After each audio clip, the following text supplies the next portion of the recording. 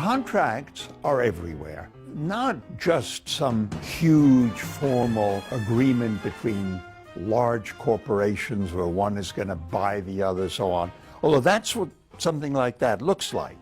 But you know, as a matter of fact, it's everywhere. You go through them, I don't know how many times in the course of a day. You go into a parking garage, they give you a stub. Now, that's a contract.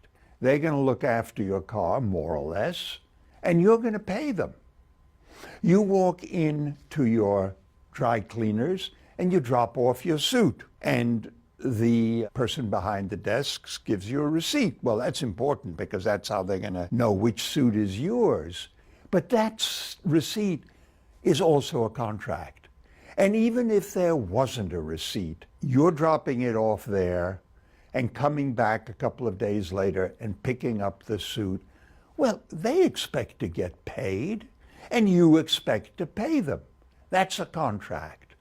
You walk into a restaurant. You order the steak and chips and everything else, and then you get the check and you pay it.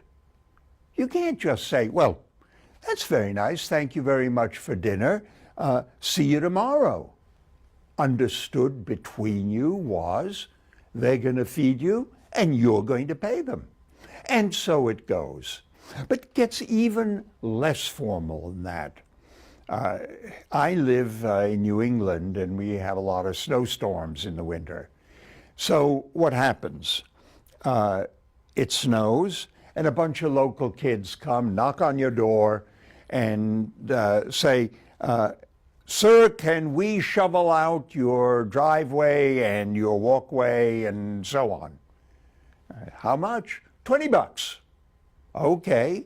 So they do it, and then they knock on the door, and they have a contract with you. You owe them $20. They didn't do that as a favor. Now it gets more complicated. You're out of town, and it snows. And while you're out of town, they come and they shovel out your driveway and do all that. And when you come back and they say, $20, please. Well, do you have a contract for that or not? We'll find out later whether you do or not. And what if it snows the way it did a couple of years ago, 18 inches? And they say, well, you know, we had a lot of work to do, and they really did. This time you owe us $30. Do you owe them $30? All that is something we're going to try to understand. Now, you might ask, why do we have a MOOC on this? Why am I asking you to join me for really quite a number of sessions and quite a lot of work, your work, my work, on the subject of contracts? One thing I'm going to tell you, I'm not going to turn you into lawyers. I'm not going to teach you how to draft a contract or deal with a situation where somebody sues you or claims. That's not what I'm going to do. What I'm going to do is for you to understand what's going on as you go through your lives in a jungle, or maybe not a jungle, a forest.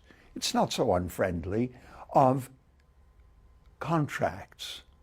It's as if I were offering to teach you a course on the internal combustion engine. Now, this wouldn't be a course on how to fix your car when it breaks down or doesn't break down, but to know what's going on under the hood. So if your service station then tells you it's the transmission and that's going to cost you $1,500, you know what the transmission is, and you know whether it kind of makes sense for that to cost you $1,500. In other words, what I'd like to do when you're through with this is for you to understand this part of your environment.